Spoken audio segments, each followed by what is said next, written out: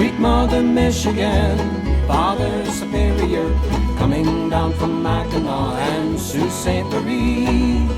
Blue water Huron rolls down to Lake Erie, falls into Ontario and runs on out to sea.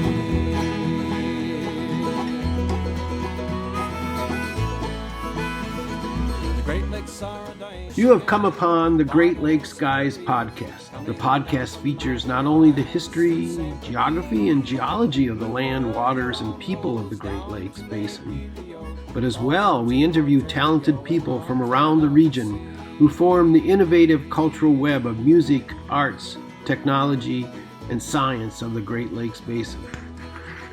And before getting to the podcast interview, we would like to thank Lee Murdoch, the Great Lakes balladeer, who allowed us to use his recording of the song The Great Lakes Song. The Great Lakes Song was originally composed by Pat Daly, another prominent balladeer of the Great Lakes. Today we are going to interview Sue Murray for the second time. This interview is the third in a series of 4 interviews regarding the history of the Willow Run bomber plant, located near Ypsilanti, Michigan. The first 2 interviews you can find on our website, thegreatlakesguys.org, all one word.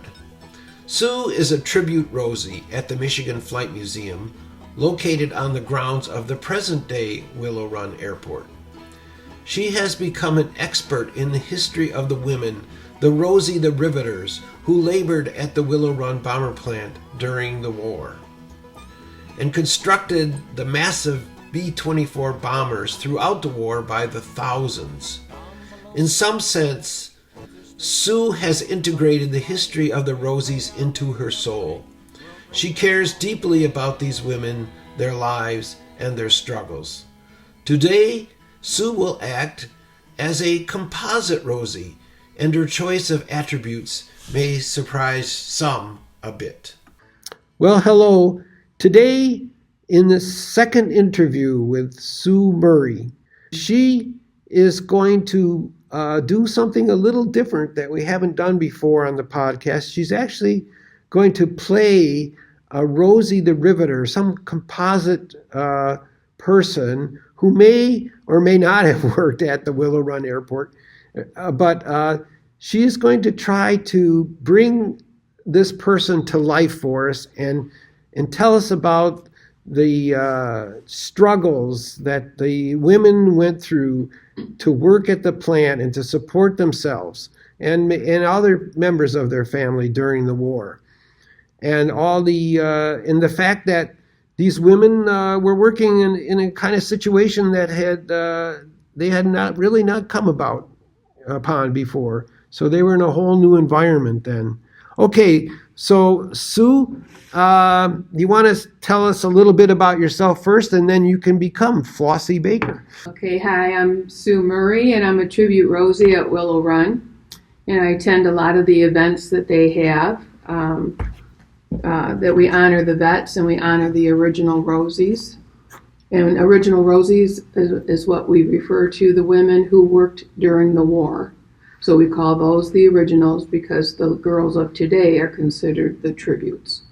And so we honor their legacy by telling their stories and keeping their story in the forefront so they're not forgotten, their efforts that they did during the war.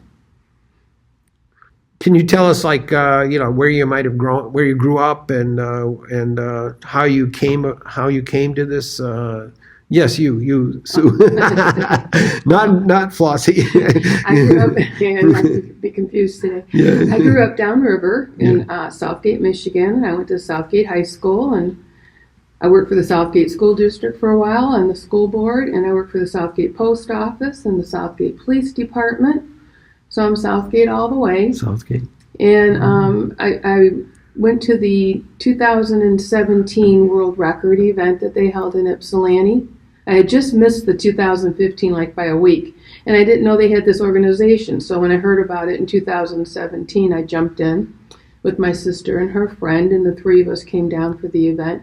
And I liked what I saw, and I liked what they did, and I liked meeting the original women, and I just joined and started coming to meetings, and the different, they have different areas that you can join up. You can be on an interview committee. You can be on the drill team. You can just do like veterans events. You could sort of pick and choose what area you want to be in. At one time or another, I've done them all. So I liked all of it. Okay. Well, that's great. So so now we'll switch over to Flossie. Okay.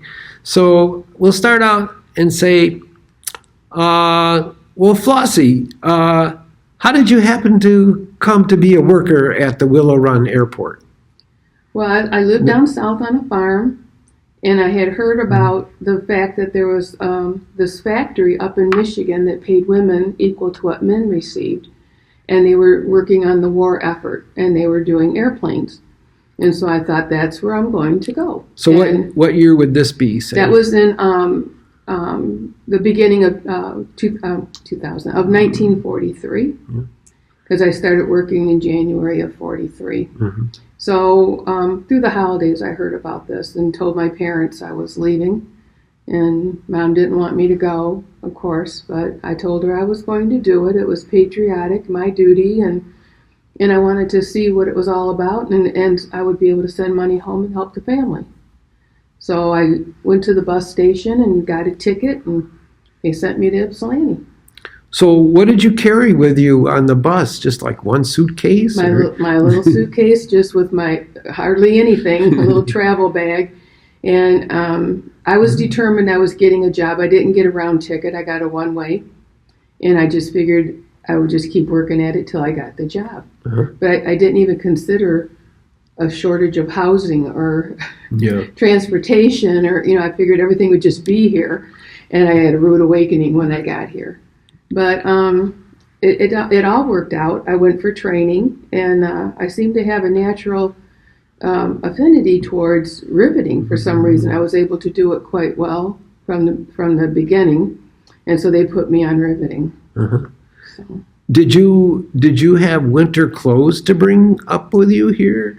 When I first came, it was just like I took like a shirt of Dad's, a pair of pants, and my saddle shoes, and came up and figured those would be my factory clothes, and my cloth coat, And it wasn't until I was at the factory for, at least a year or so, and then I finally got a jumpsuit that was way too big, but I got those coveralls. Yeah, coveralls. So, but up until then, I was just wearing Dad's old clothes, my brother's old stuff.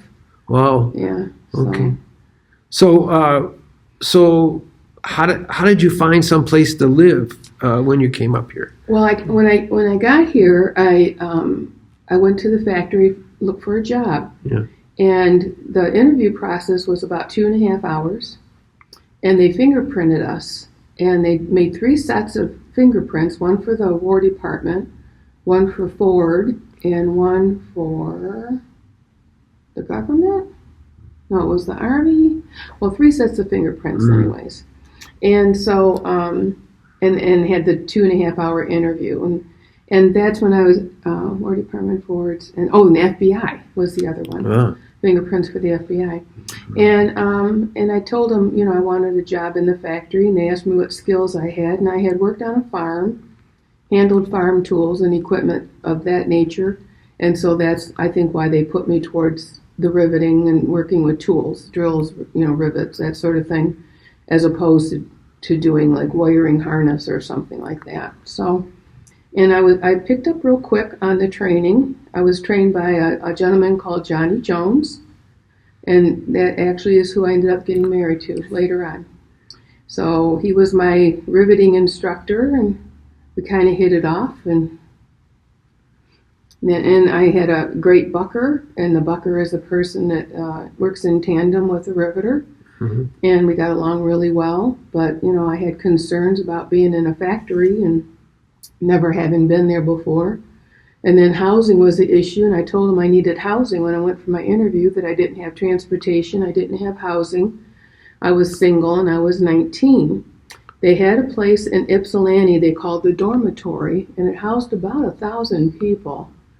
And they had buses that took you from the dormitory to the factory. So this would be maybe in downtown Ypsilanti? And I lived there until I was married. So as a single person. But it was a very dismal existence in the dormitory. There was no entertainment, not even a radio unless someone down the hall maybe had one. But there was like a gap under the door, a couple inches. So any noise or any walking by, you heard everything. There was no privacy there. And nothing to do at night, maybe read a book. That was about all. And of course, we didn't have TV or anything. And I was in a dormitory, so I really wasn't like, even though I was independent to a degree, I still had like the dorm mother or whatever you want to call her. And, we had to be in our rooms and, so. So did you have your own room? I had my own room. You had your own room. Yeah, I had my own room. But it was just so boring. I really didn't like being there, but it was nice that it was there. Because, it could have been much worse if I didn't have that to fall back on. But it was nicer once I got married. We went into the Quonset huts that they had, like the trailers. Yeah. And they even had a common area laundry facility. We'd go do laundry and, cook food and that sort of thing, where we didn't have all that at the dormitory. So how did you get your meals there at night? A lot was at the cafeteria at the factory. We ate there and in town. Had to go into town. Now, the people in town really liked us being there, but they didn't like all the additional traffic, all the foot traffic, and the crowd. Yeah. But they liked the money exchange. Yeah. So they were doing well business-wise, but the congestion, they weren't happy with all of that.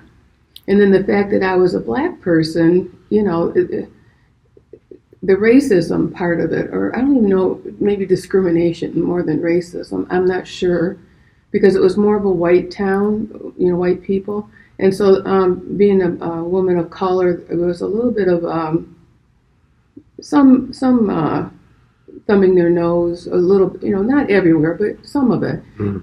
And being a black girl coming from the farm down south, I was pretty nervous about coming to the factory in a strange town, not knowing anybody, and I didn't know what I was going to expect to face. I didn't know if they were going to be haters, if they wore sheets. I didn't know what to expect, or if we would be accepted or not accepted, or if I would be hired or not hired.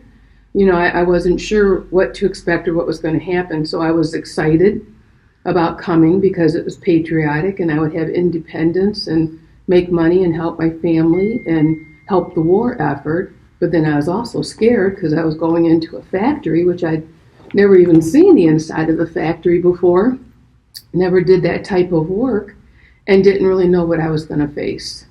So it was the unknown a little bit that was unnerving. So when you were coming up from the south, and you rode the bus. You rode the bus up. Is that Correct. right? Yeah, you rode the bus up. Mm-hmm.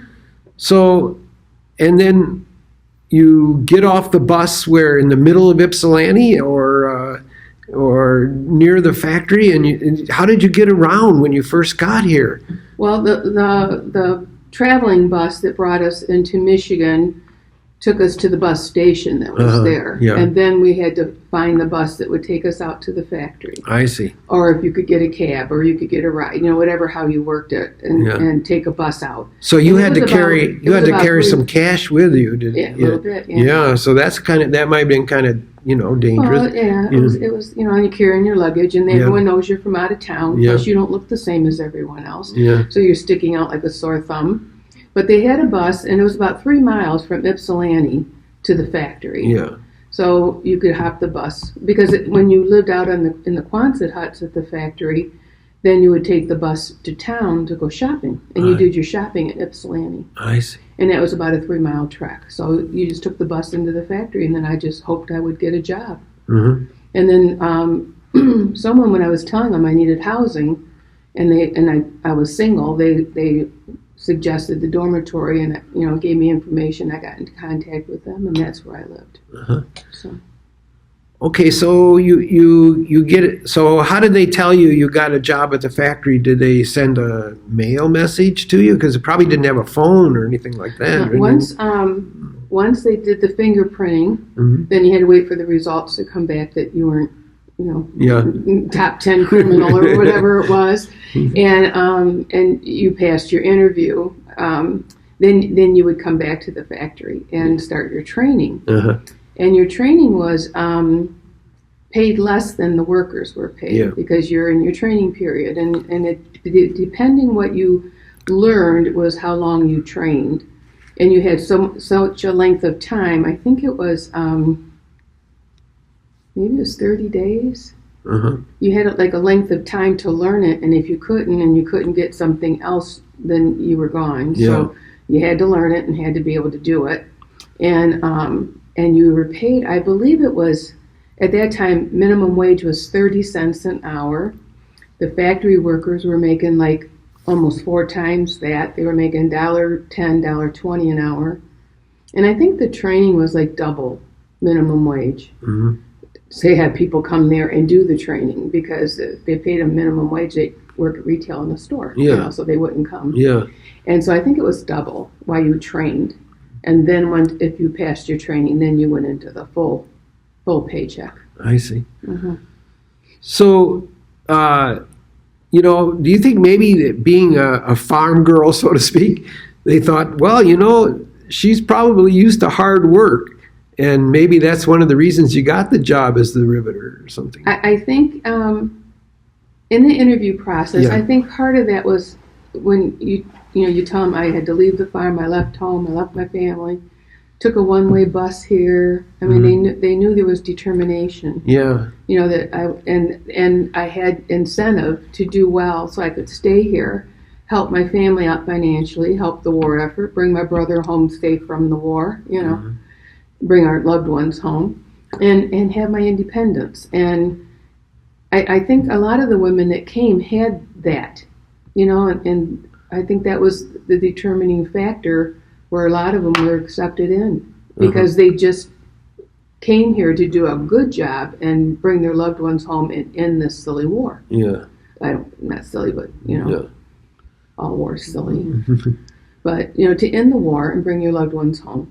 And so in my 2.5 hour interview, when they were asking me what I did on the farm, and I'd already finished all the schooling I was going to get because I was already 19, and you didn't go all the way through school if you were a girl. You stopped at 8th or 9th grade, and I was just working the farm. And so they knew if they could train me to do well on my job, they'd have a worker that would stay and do a good job. And that's what they got. I see. And I stayed there for quite a while. I was there for 2.5 years. So when you're on the job, I don't imagine you get to socialize very much because of all the noise and right. So, but you must have made some kind of friends, right? At some time. You have a break or a lunch hour, and you make some friends. Now I didn't make as many as some of the other girls did, only because, well, number one, I was a farm girl. Number two, I was black, and even though they hired black, they hired white, they hired Oriental, you kind of stayed within your own group when you worked. I guess it was a comfort thing, or I'm not sure, but my bucker was a black girl. They paired me with another black girl. And then a lot of the other riveters, the white riveters would have a white girl. They didn't really mix too much, and you were side by side, but not together. So, I mean, I didn't get a lot of negative, like racism. I wasn't sure what to expect, and I didn't get a lot of that.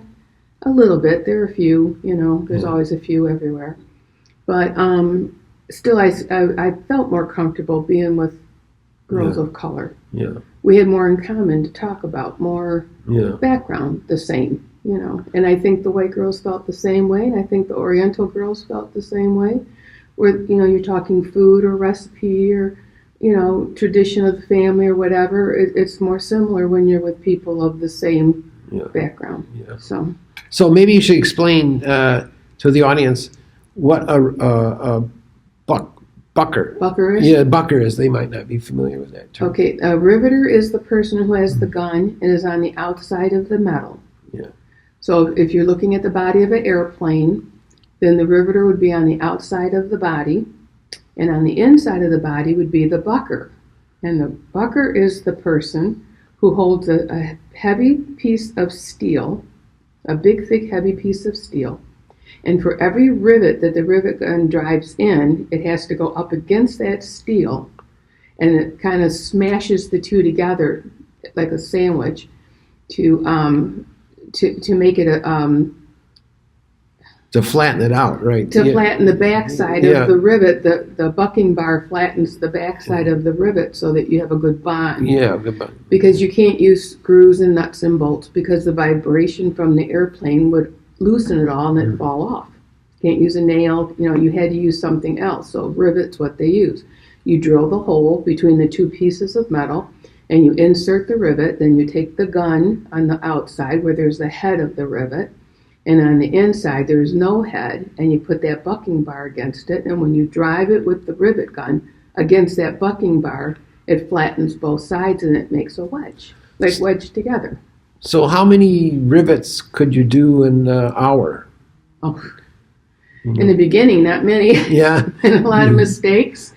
And any time the gun would slip off the head of the rivet, they call it a little smiley face because it makes like a groove in the rivet. That's considered a compromised rivet, and you'd have to drill it out. Oh, dear. Find another rivet to fit in the hole and re-rivet it. It would not pass inspection because it's a compromised rivet, and the strength of the plane would be compromised.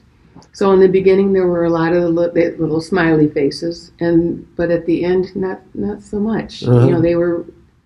The riveters got really proficient at being able to pick up speed and have high production and have good accuracy. Mm-hmm.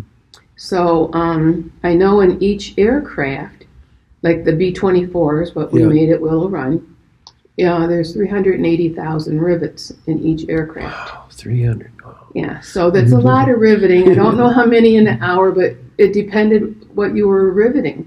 If you were on wings or tails or the fuselage, it was different speed because it was different job. Yeah. So it just depended. So you had to stand all the time, is that right? Pretty much. Pretty much stand all the time. Yep. A few straddled. If they were on the top of the fuselage, they'd have to straddle the fuselage and rivet, kind of sitting down, kind of spread eagle over the fuselage so that they could rivet, and the bucker would be inside with the bucking bar up over her head, matching the rivet. Mm-hmm. And some on the side, it just really depended, but most of it was all standing.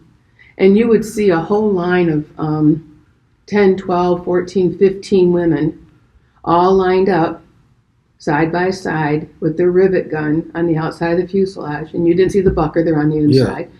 But they'd all be riveting the same sheet of metal and making rows of rivet lines all the way up. So I imagine, did you have any ear protection or anything like that? Not so much. Not so much.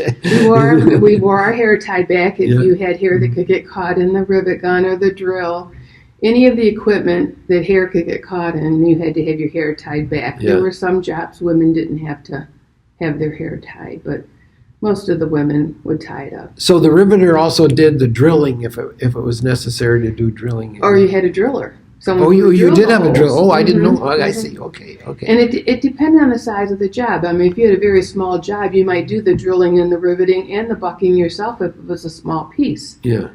A rivet gun in one hand, a bucking bar in the other, and do it yourself. But on the large sheets, you always had to have multiple people. I see. Mm-hmm. I see.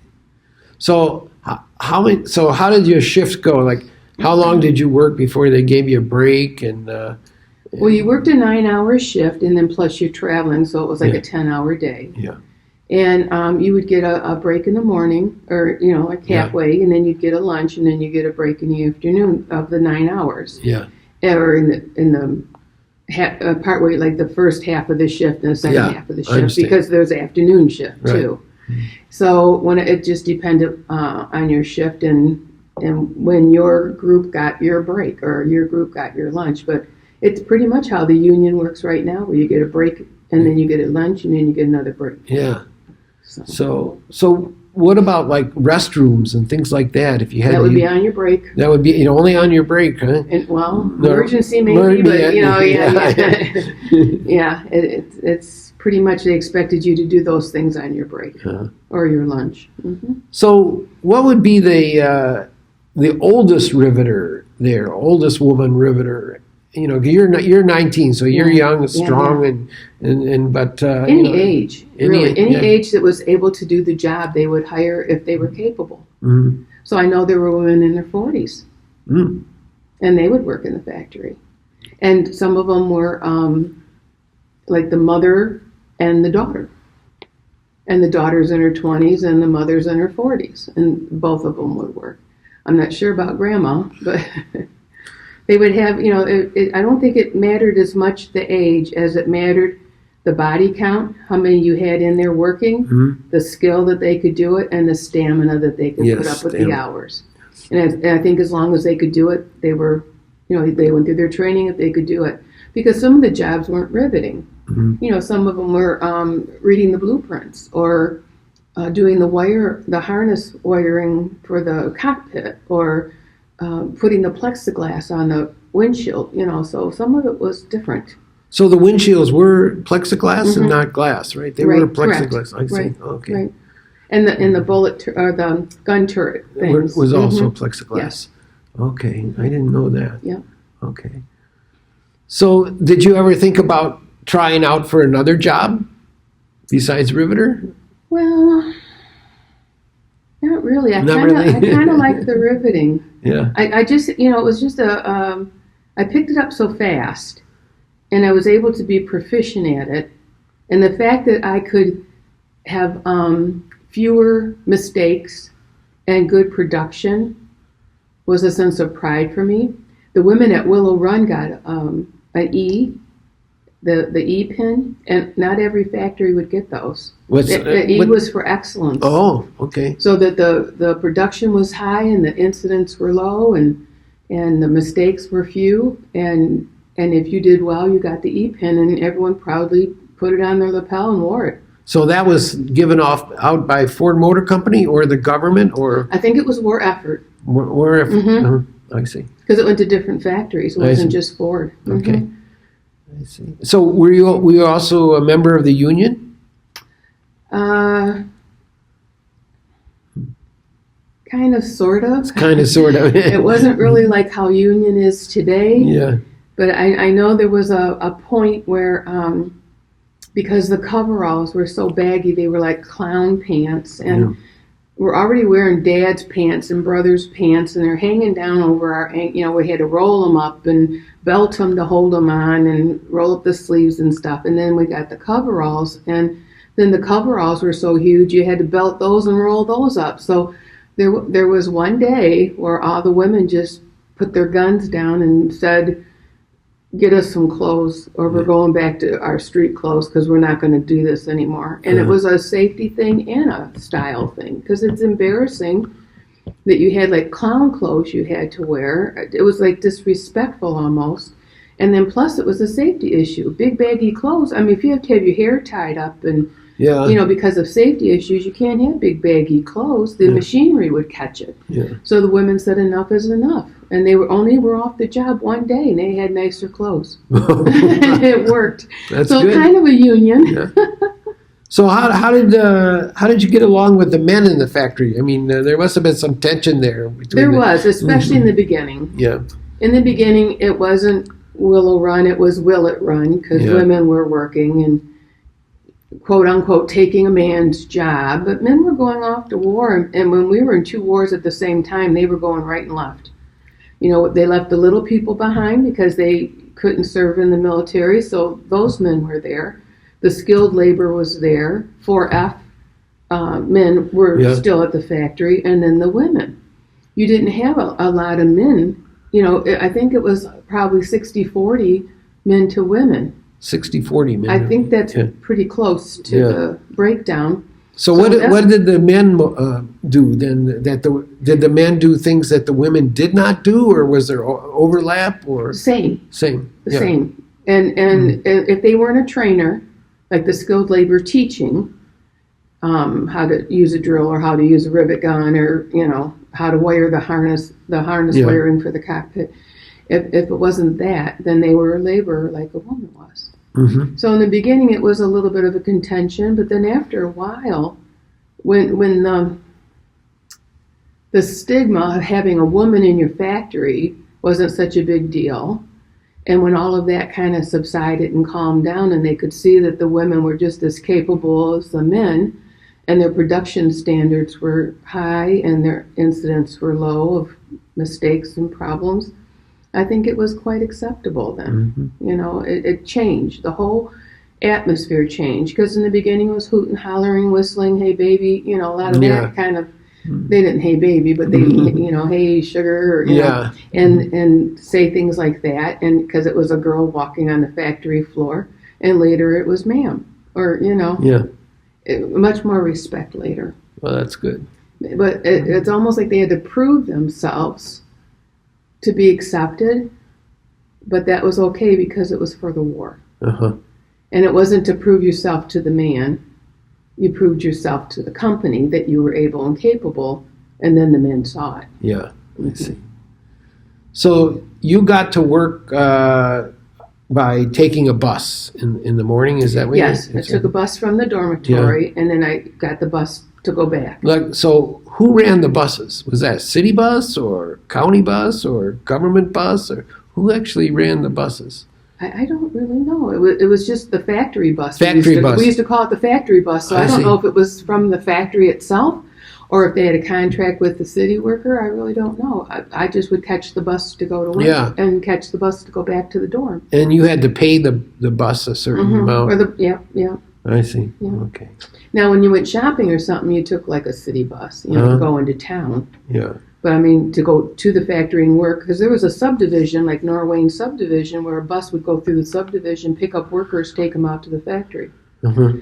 I don't know if that was a company bus or a different company that was under contract to do that, but it went through that subdivision, picked up those workers, and took them out to the factory and would bring them back home. So I'm not quite sure how all of that logistics worked. Yeah. I just knew there was a bus. There was just a bus. Yeah. Get the bus or walk. So you hurry up and got your bus.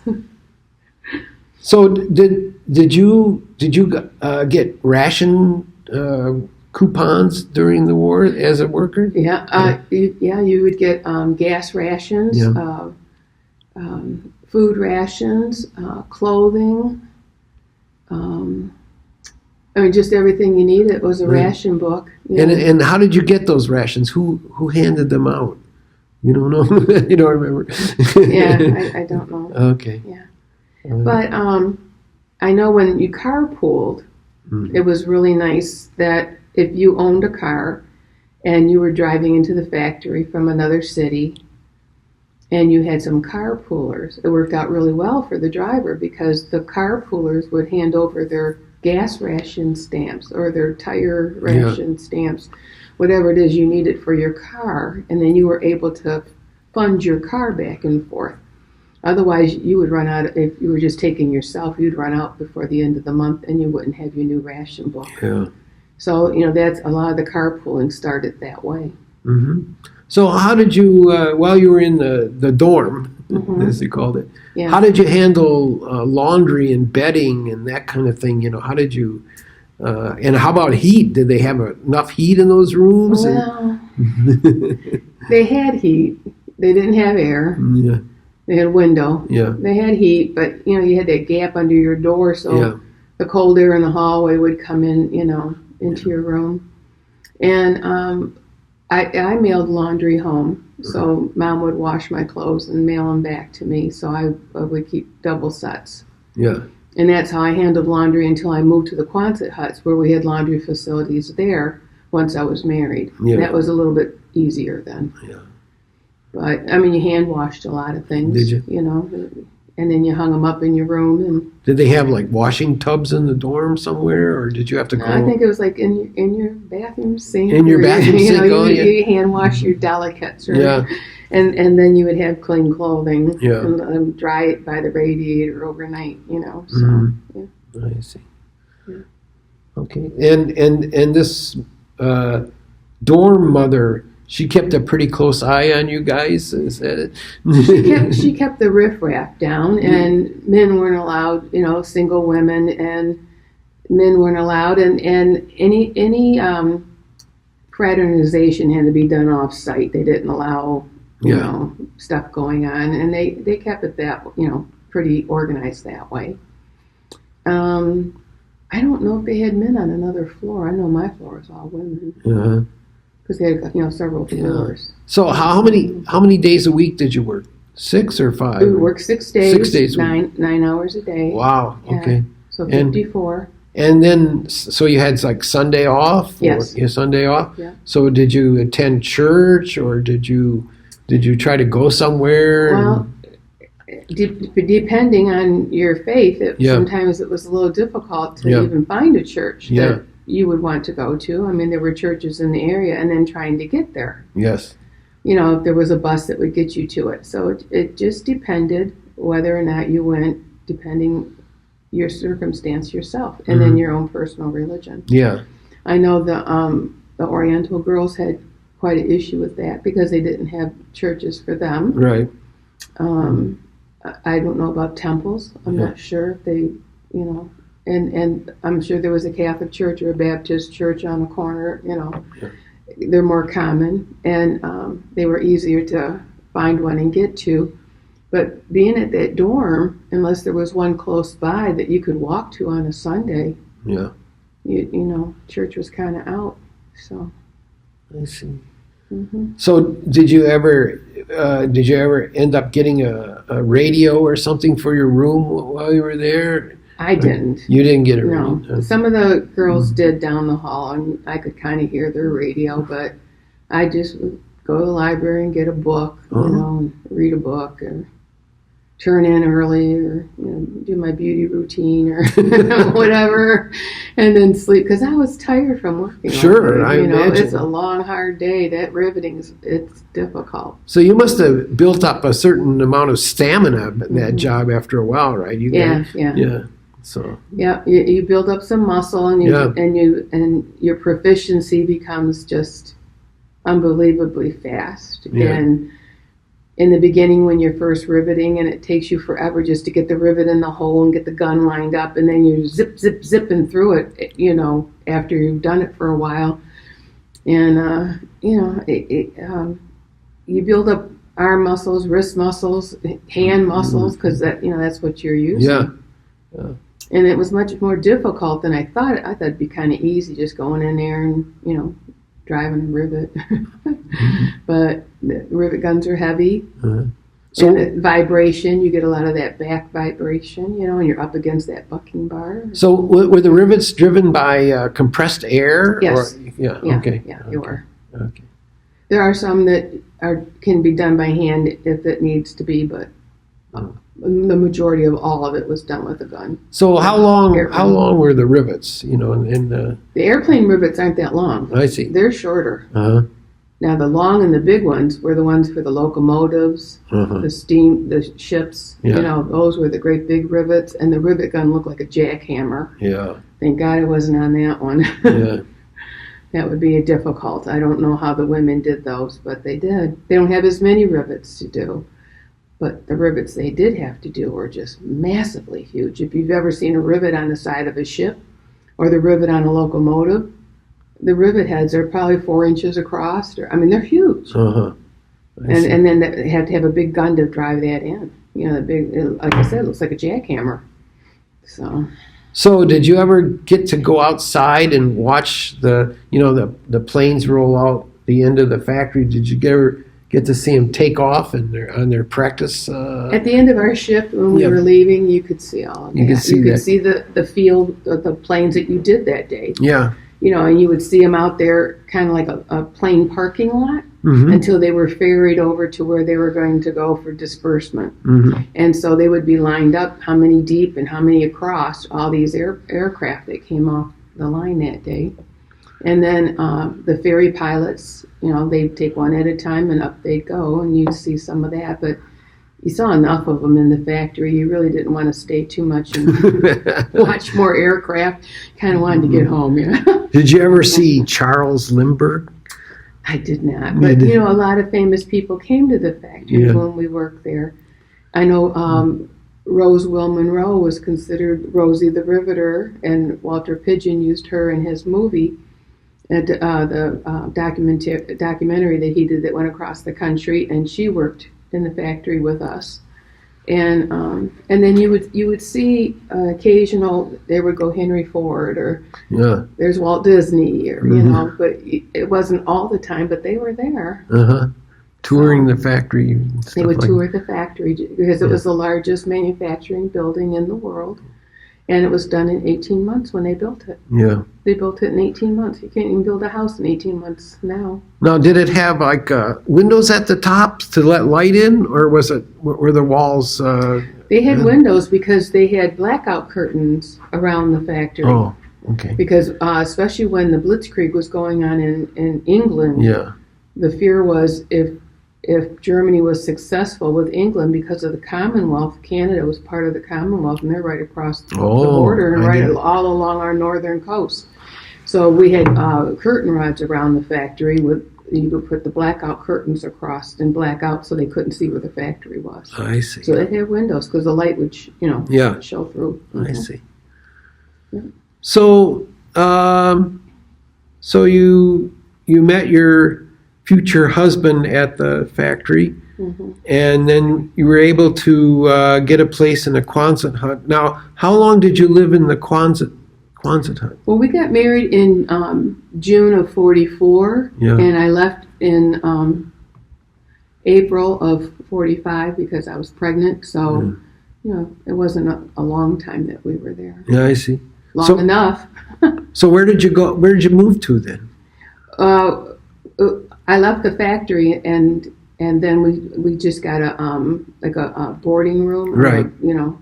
And lived there until the factory was. No, done. I mean after you left your job at the factory, where did you? Well, he was still working at. He was still working. He was still working at the factory because he was the trainer, so he was see. Still there. So we had to stay close to the factory. I see. But I left the Quonset hut area because we got a boarding room, or I guess you would call it a boarding room, and had a little more privacy, And then when the war was over, he stayed at the factory for a while, but then he ended up losing his job, and we moved back south where I came from, and moved to the family down there. I see. So, but it was, it was an exciting time during the war. It was a sad and a frightening time because it was war. But it was exciting because everything was changing. Yes. The independence and the just the experience of being out of state and away from a farm and in the big city of Ypsilanti and and the huge, a mile-long factory, all the people in there, thousands of people. Yeah. And just to see that, and then to have the self-confidence that you were handling your rivet gun and doing a good job, and that you knew on the outside of the factory you could make a decent living. You had a trade. You could do something. So that was a real positive out of a negative that I experienced, and the blowback I got from like racism and stuff. I don't know if it's because I was with Johnny and he had the respect also for being a skilled trade worker, or if it just became not that big of an issue, other than, like I said, there's always a few, and you just ignore the few that have a small mind. But it was the effort of war, and so I think that was much bigger. It was much bigger than any one of us. It was a big thing, to do our best job, to be proficient at it, to get those planes over there so the guys would have their support that they needed and they could win the war and get home. And it was much bigger than any of the little small issues back here. Mm-hmm. Even the housing and the busing and all of it was small compared to what we were really fighting. Yeah. So. And you think about the war conditions and how bad they were for some of the soldiers, So you say to yourself, well, I can stand this, right? Exactly. Yeah.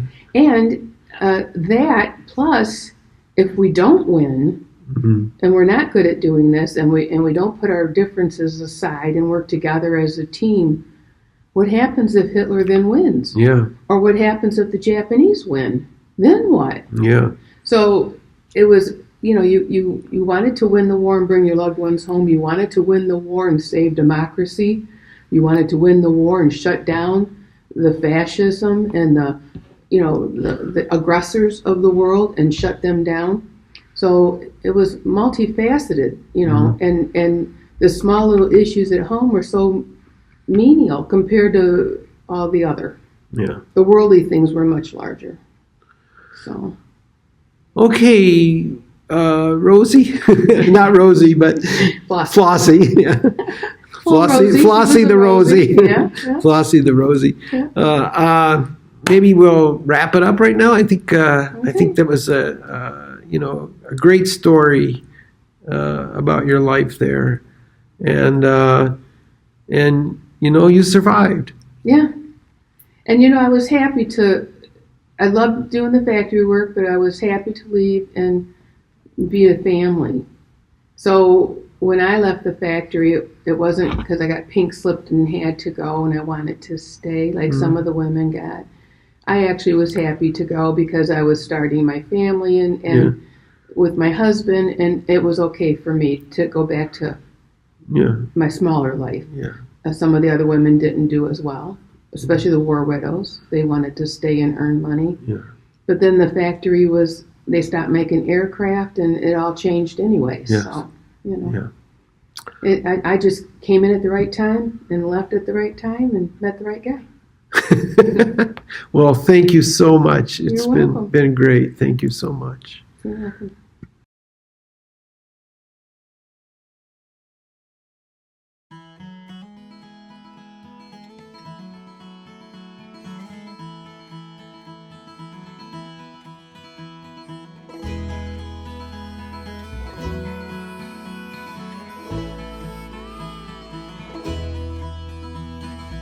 Sweet Mother Michigan, Father Superior, coming down from Mackinac and Sault Ste. Marie. Blue water Huron rolls down to Lake Erie, falls into Ontario and runs on out to sea.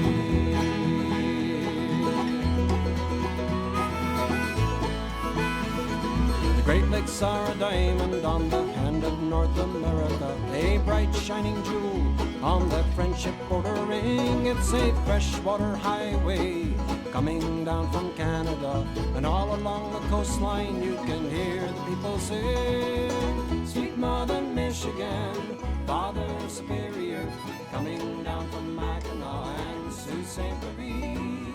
Blue water Huron rolls down to Lake Erie, falls into Ontario and runs on out to sea.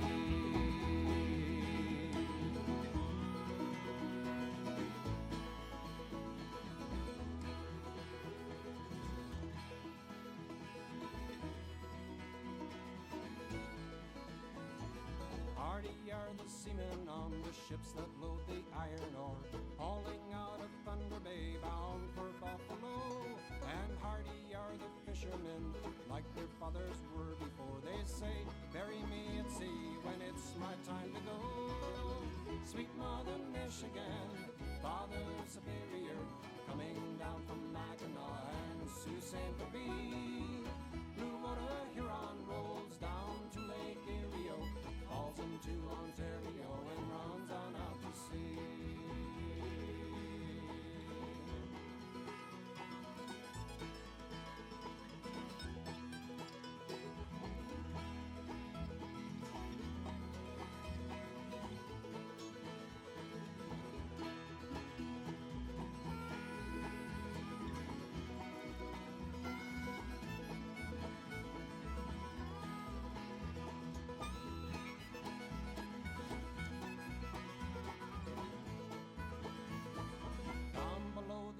Deck, old men man the fishing nets, while up on the windy bridge, young men cursing to the wind, up and down the Windsor Straits, the wives and mothers lie awake, they pray Our Lady of the Lake will bring them home again.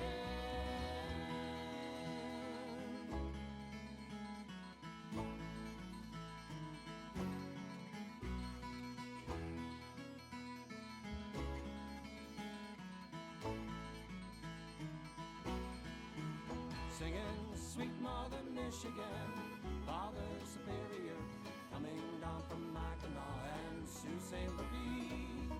Blue water Huron rolls down to Lake Erie, falls into Ontario and runs on up to sea, singing Sweet Mother Michigan, Father Superior, coming down from Mackinac and Sault Ste. Marie. Blue water Huron rolls down to Lake Erie, falls into Ontario and runs on up the sea.